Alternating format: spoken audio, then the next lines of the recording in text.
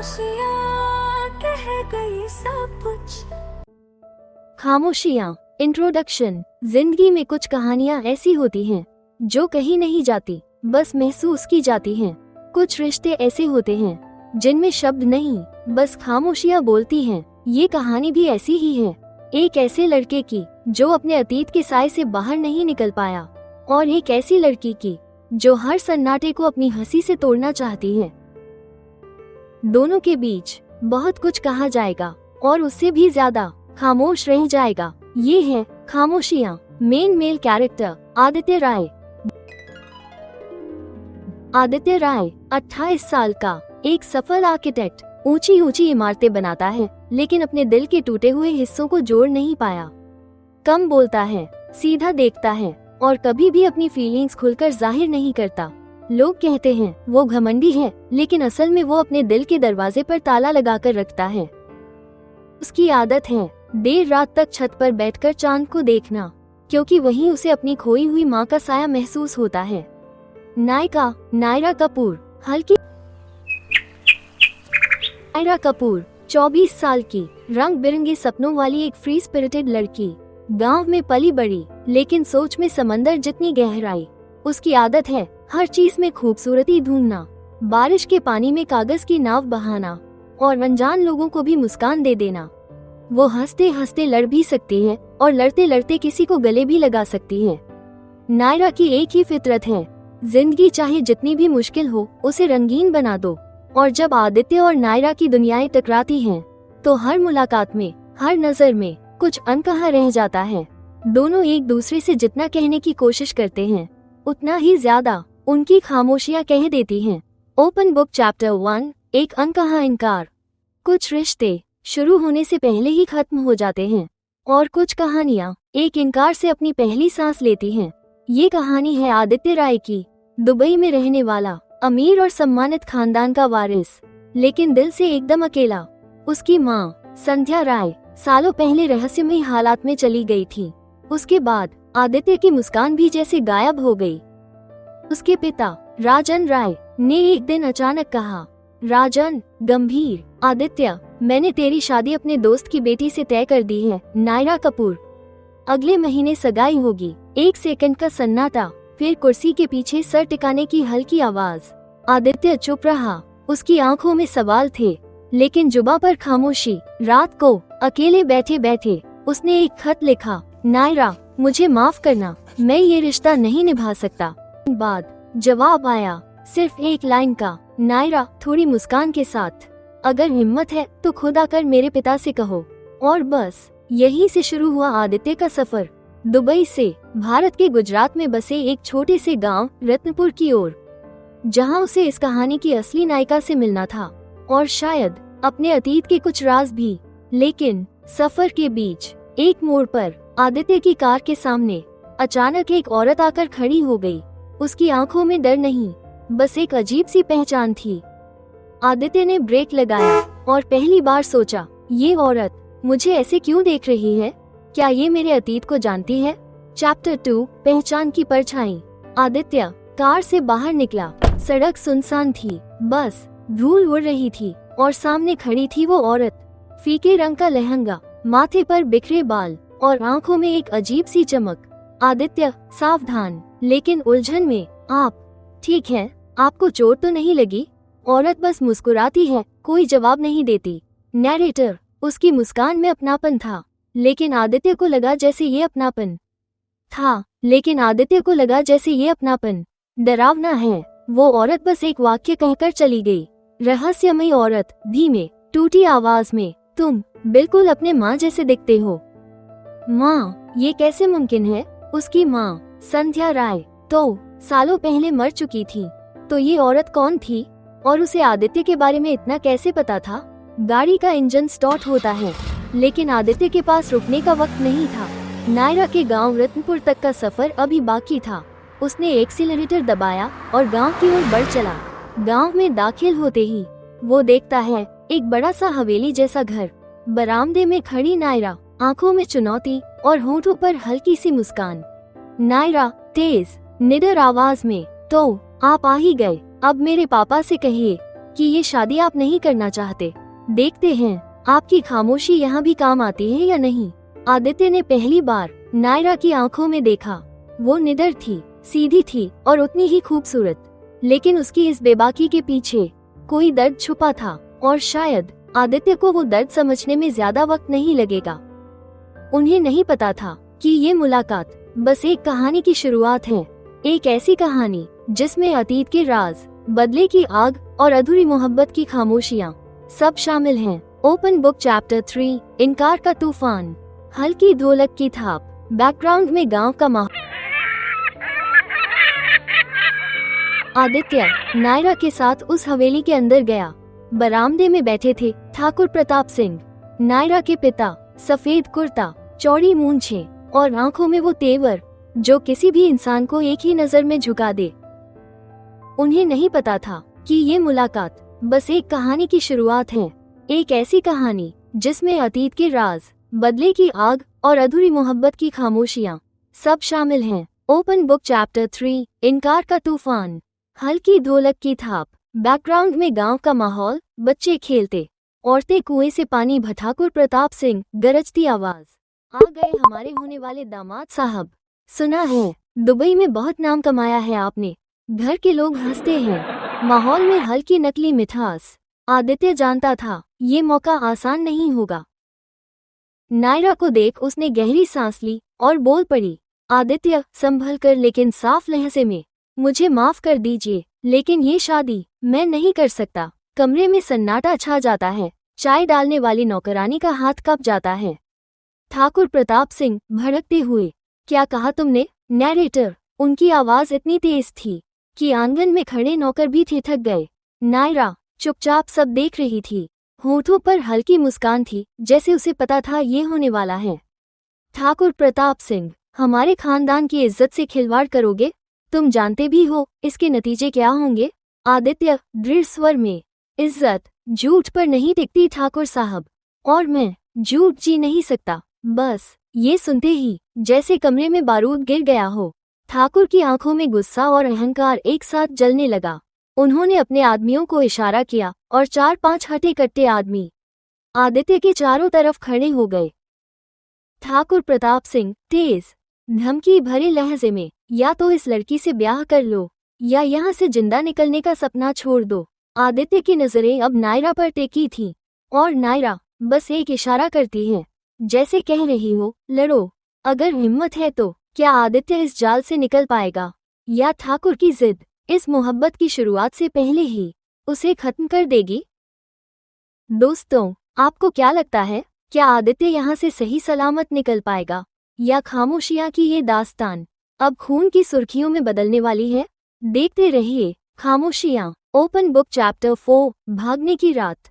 धीरे धीरे हवाओं की सरसराहट, जैसे पत्तों के बीच से गुजरती ठंडी हवा कानों में फुसफुसा रही हो। दूर कहीं रात का पंछी बोलता है। रात एकदम खामोश थी, पर हवेली की पुरानी दीवारों के पीछे एक तूफान उठने वाला था।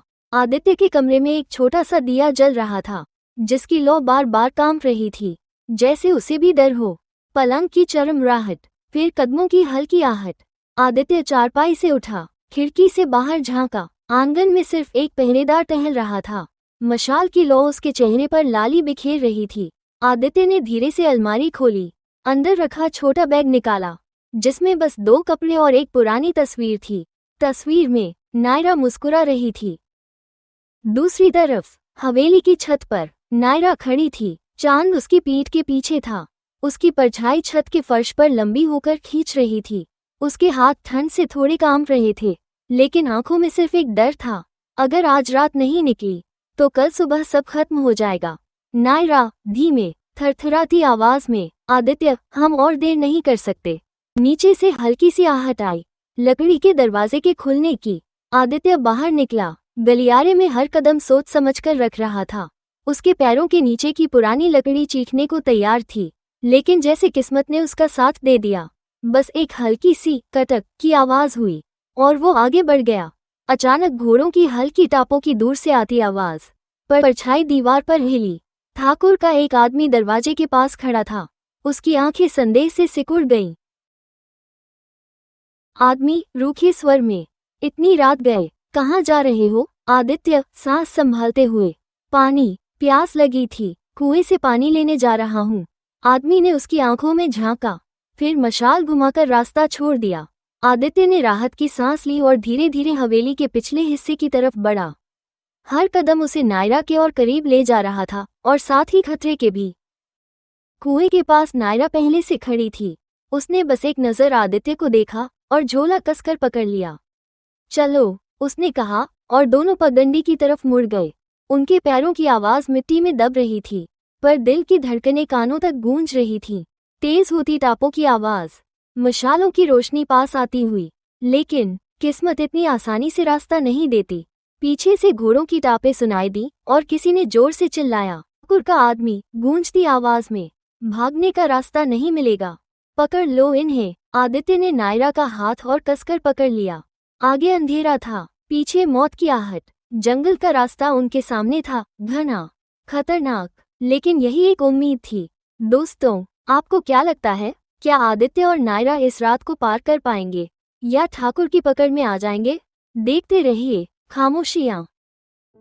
चैप्टर 5, जिद का खेल।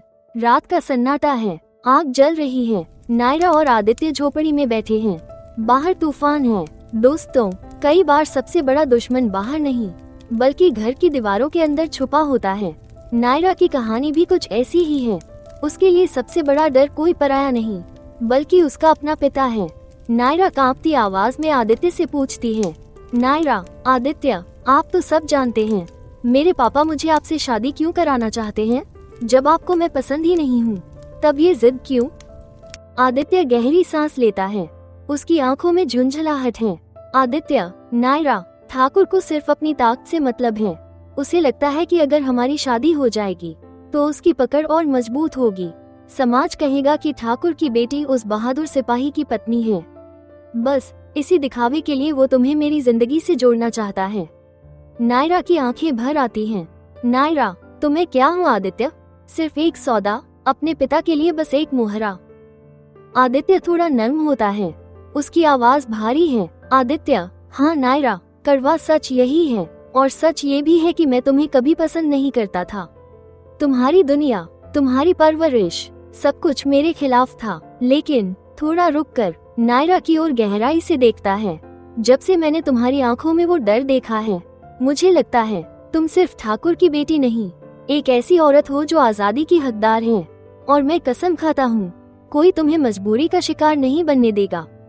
नायरा धीरे धीरे उसकी आंखों में देखती है। उसकी आवाज कांपती है। नायरा, अगर आप मेरा साथ देंगे तो मैं किसी भी तूफान का सामना कर लूंगी। दोस्तों, क्या ये साथ हमेशा का होगा या फिर ठाकुर की जिद इन दोनों की राहों में और भी कांटे बोएगी? आपको क्या लगता है? देखते रहिए खामोशियां। चैप्टर 6, भागने की राह। नैरेटर धीमे स्वर में, सुनाने वाले अंदाज में। दोस्तों, जिंदगी कभी कभी हमें ऐसे मोड़ पर खड़ा कर देती है जहां से सिर्फ दो रास्ते नजर आते हैं, या तो झुक जाना या फिर टूट जाने तक लड़ना। नायरा और आदित्य इसी दो राहें पर खड़े थे। एक तरफ ठाकुर की जिद, दूसरी तरफ आजादी की चाह। और इसी रात कहानी ने ली सबसे खतरनाक करवट। सन्नाटे भरी रात। दृश्य बदलता है। रात गहरी हो चुकी है। गांव में सब सो गए हैं, लेकिन ठाकुर की हवेली में मशालें जल रही हैं। हवेली के बाहर कुछ गुंडे खड़े हैं, हाथों में तलवारें और बंदूकें। एक गुंडा दूसरे से फुसफुसाकर, ठाकुर साहब का हुक्म है, कल सुबह तक लड़की हवेली में होनी चाहिए, वरना हम सबकी खैर नहीं। दूसरा गुंडा सिर हिलाता है। दोनों पेड़ों के साए में गुम हो जाते हैं। झोपड़ी के अंदर नायरा और आदित्य एक पुरानी झोपड़ी में बैठे हैं। बाहर तूफान है। टप टप बारिश की आवाज छत से टकरा रही है। नायरा डरी हुई आवाज में, आदित्य, मुझे डर लग रहा है, अगर पापा ने हमें यहीं ढूंढ लिया तो। आदित्य दृढ़ स्वर में, नायरा, डरने का वक्त अब नहीं है, आज रात हमें निकलना ही होगा। अगर एक बार हवेली के जाल में फंस गए तो फिर निकलना नामुमकिन होगा। वो खिड़की से बाहर झांकता है। दूर मशालों की हल्की रोशनी चमकती दिखती है। आदित्य तेज आवाज में, खुद से देखो, वो लोग हमें ढूंढ रहे हैं। हमें जंगल की तरफ निकलना होगा, सिर्फ वहीं हमें छुपने की जगह मिलेगी। दोनों धीरे धीरे झोपड़ी से बाहर निकलते हैं। पत्तों पर उनके कदमों की आवाज आती है। तभी पीछे से गुंडों की आवाज गूंजती है। गुंडा एक, वो रहे, भागने की कोशिश कर रहे हैं। घोड़ों की टापों की आवाज, मशालों की रोशनी तेज होती है। गुंडे तलवारें तानकर दौड़ पड़ते हैं। नायरा घबराकर, आदित्य वो हमें पकड़ लेंगे। आदित्य उसका हाथ पकड़कर, नहीं नायरा, इस बार मैं उन्हें मात दूंगा। मेरे रहते कोई तुम्हें छू भी नहीं सकता। गुंडा दो हंसते हुए, क्या करेगा अकेला? 5 लोग हैं हम। आदित्य गुस्से से, ताकत गिनती से नहीं इरादों से होती है। वो डंडा घुमाता है, एक गुंडा जमीन पर गिरता है, दूसरा तलवार चलाता है। आदित्य उसका हाथ पकड़कर मोड़ देता है और तलवार छीन लेता है। नायरा डर से पेड़ के पीछे छुप जाती है। उसकी सांसें तेज हैं। नायरा धीरे से खुद से, हे भगवान आदित्य को बचाइए। आदित्य आखिरी गुंडे को धक्का देकर जमीन पर गिराता है। बारिश और भी तेज हो जाती है। सब गुंडे कराहते हुए उठने की कोशिश करते हैं, लेकिन आदित्य उन्हें चेतावनी देता है। आदित्य गरजती आवाज में, जाकर ठाकुर से कह देना, उसकी बेटी अब उसकी जिद की कैदी नहीं है।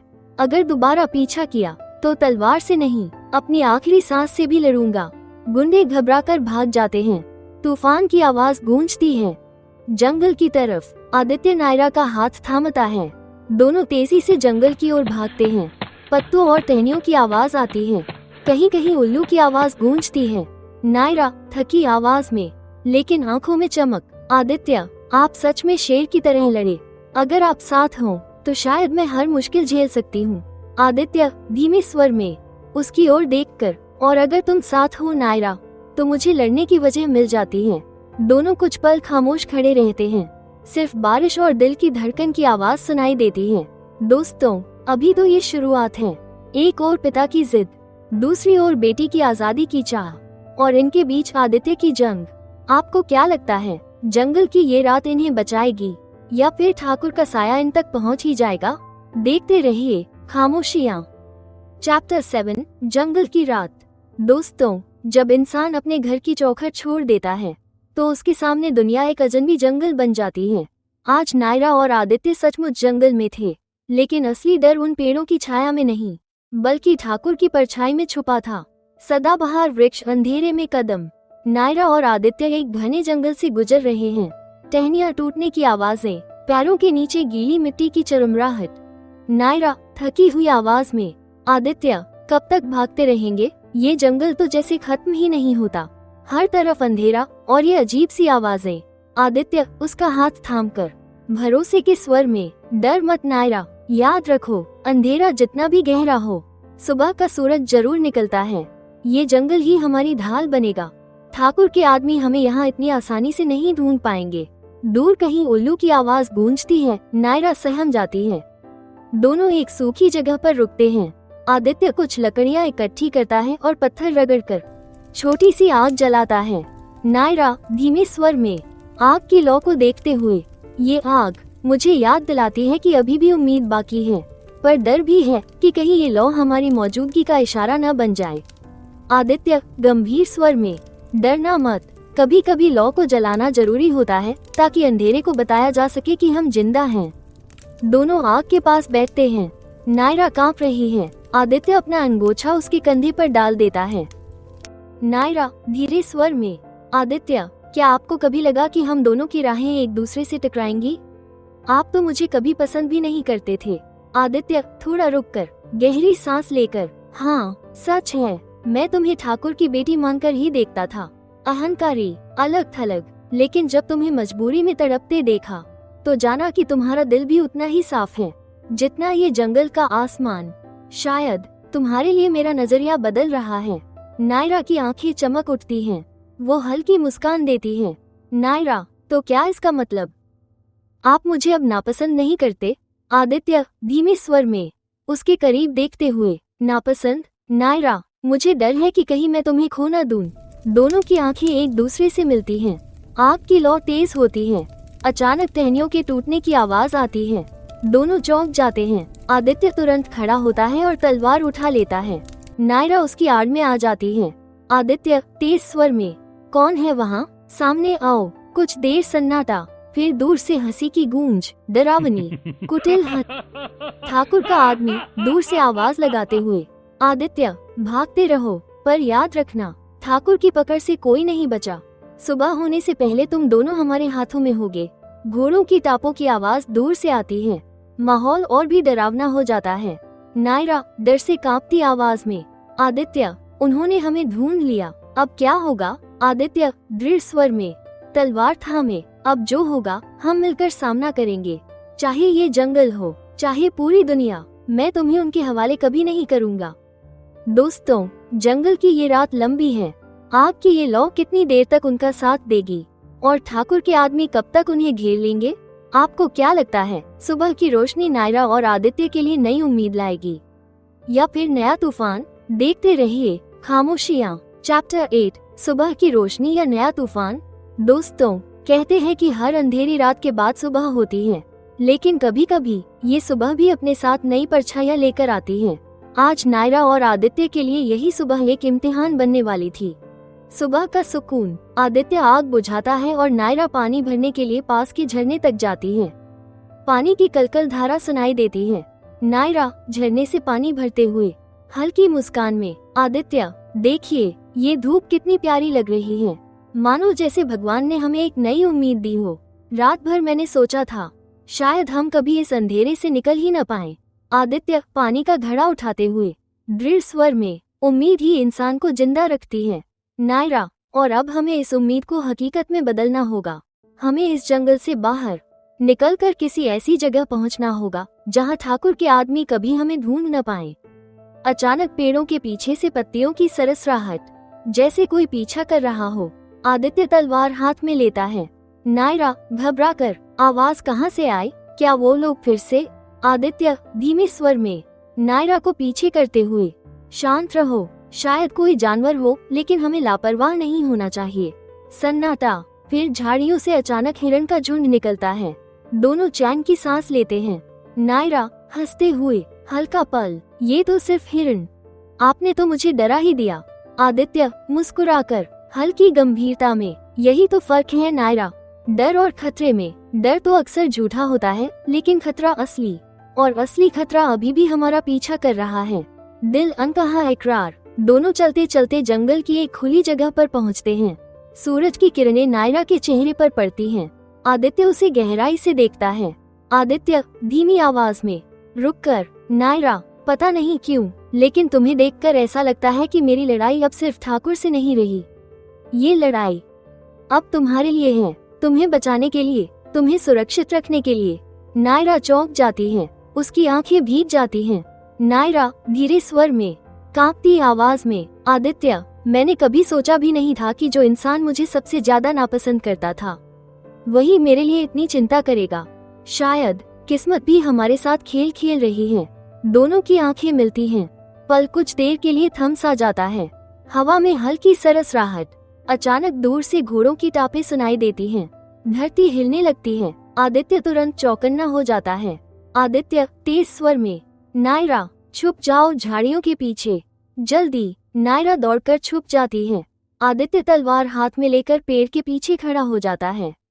कुछ ही पलों बाद ठाकुर के सिपाही घोड़ों पर आते हैं। उनकी तलवारें सूरज की रोशनी में चमक रही हैं।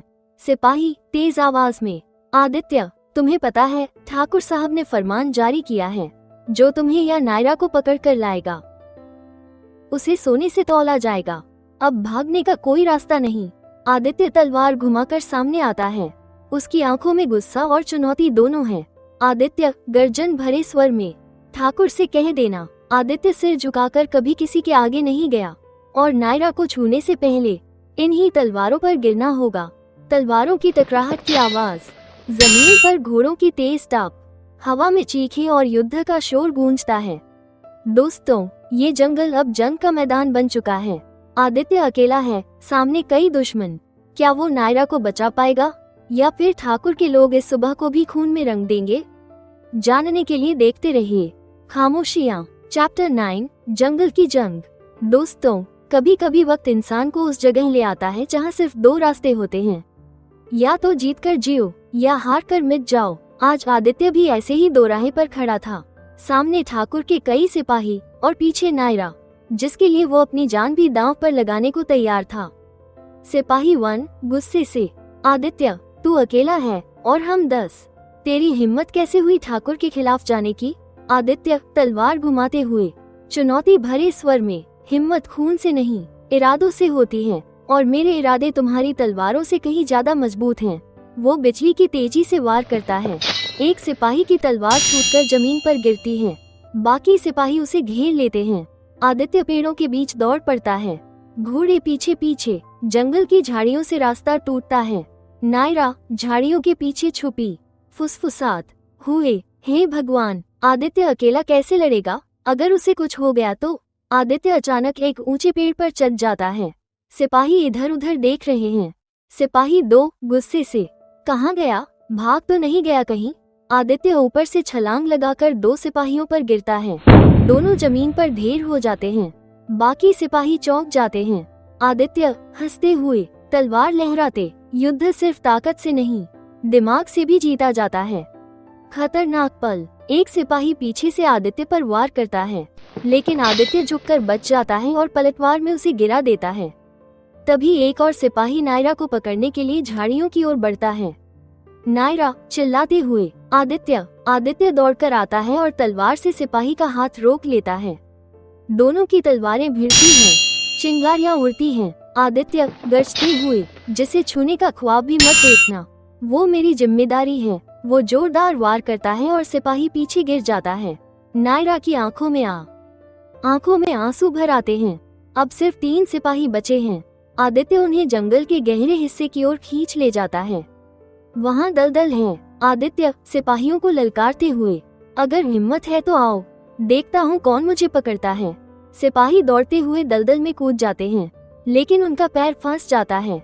वे छटपटाने लगते हैं। सिपाही चीखते हुए, ये क्या है? हम फंस गए। आदित्य दृढ़ स्वर में, यही फर्क है, मैं जंगल को जानता हूँ और तुम सिर्फ अपने मालिक का हुक्म मानते हो। धीरे धीरे सिपाही दलदल में धंस जाते हैं।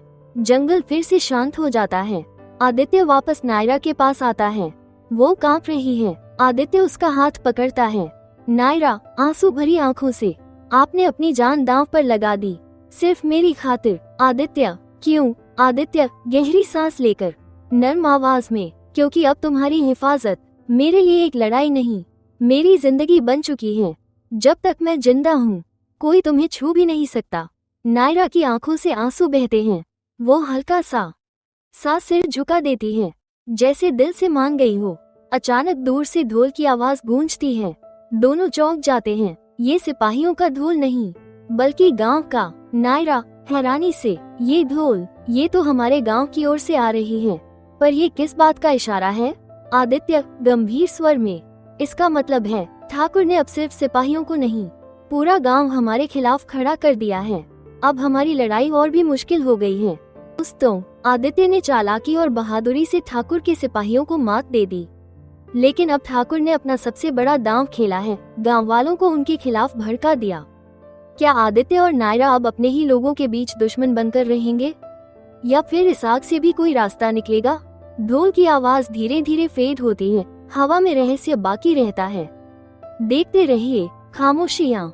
चैप्टर 10, गांव का मोड़। दोस्तों, कहते हैं जब दुश्मन बाहर से न जीत पाए तो वो घर के अंदर आग लगा देता है। ठाकुर ने भी यही किया। अब लड़ाई सिर्फ आदित्य और उसके सिपाहियों के बीच नहीं थी, बल्कि गांव वालों का दिल भी इस जंग में शामिल हो चुका था। और ये दिल अब आदित्य और नायरा के खिलाफ भड़काए जा चुके थे। गांव की चौपाल। आदित्य और नायरा थके हुए पैदल गांव की चौपाल के पास पहुंचते हैं। वहां बड़ी भीड़ जमा है। लोग मशाले और लाठियां लिए खड़े हैं। ठाकुर का दूत ऊंची आवाज में बोल रहा है।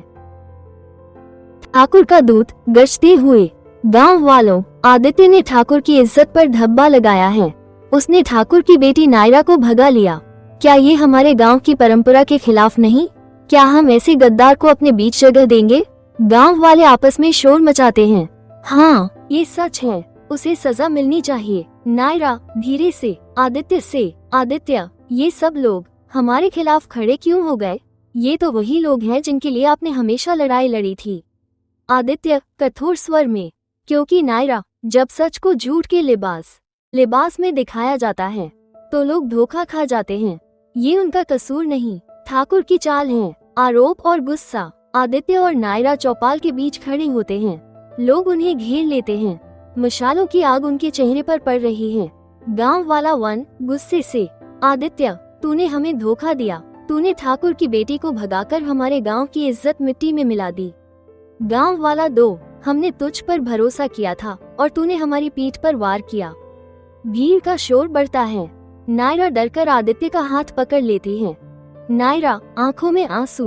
देखा, सब तुम्हें गलत समझ रहे हैं। क्या वाकई हम गलत हैं? आदित्य धीमी लेकिन दृढ़ आवाज में। नायरा सच्चाई वक्त मांगती है। आज ये लोग मुझे गद्दार कह रहे हैं, लेकिन एक दिन यही लोग हमें अपना रक्षक कहेंगे। मुझे बस थोड़ी देर इस सच्चाई को साबित करना है। आदित्य आगे बढ़कर भीड़ के सामने खड़ा होता है। पृष्ठभूमि में धीमा ढोल। आदित्य गहरी आवाज में, गांव वालों, तुम सब मुझे बचपन से जानते हो। मैंने हमेशा अपनी तलवार तुम्हारे लिए उठाई है, तुम्हारे बच्चों की हिफाजत के लिए लड़ी है। तो बताओ, क्या आज अचानक मैं गद्दार हो गया? भीड़ थोड़ी शांत होती है। लोग एक दूसरे की ओर देखने लगते हैं।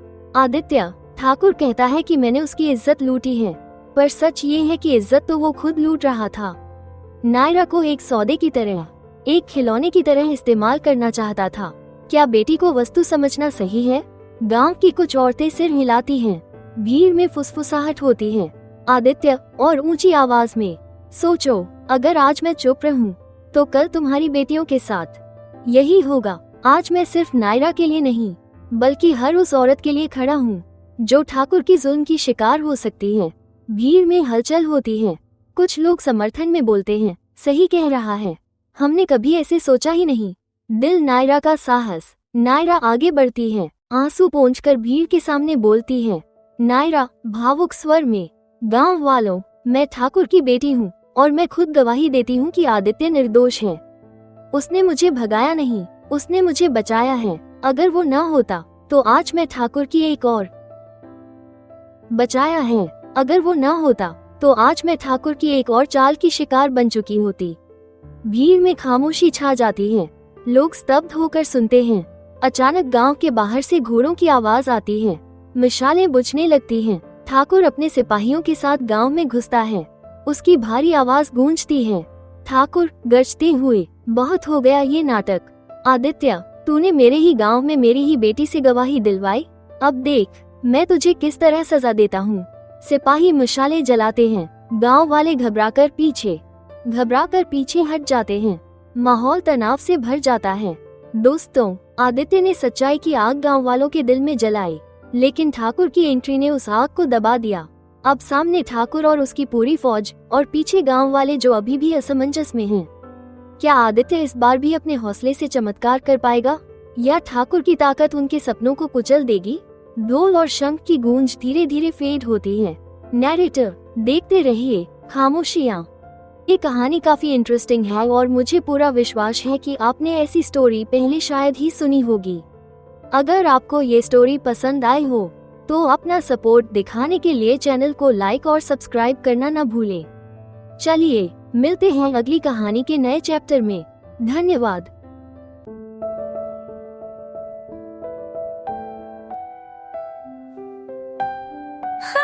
खामोशियाँ कह गई सब कुछ जो लबों से न हो सका। तेरे मेरे दरमिया था प्यार जो कभी ना खुल सका। सदियों का तू प्यासा प्यार मेरे जैसे लड़के को नसीब ना होता। और मैं कौन हूँ बस इतना कौन हूँ। मैं कौन हूँ बस इतना कौन हूँ। मैं कौन हूँ बस इतना कौन हूँ।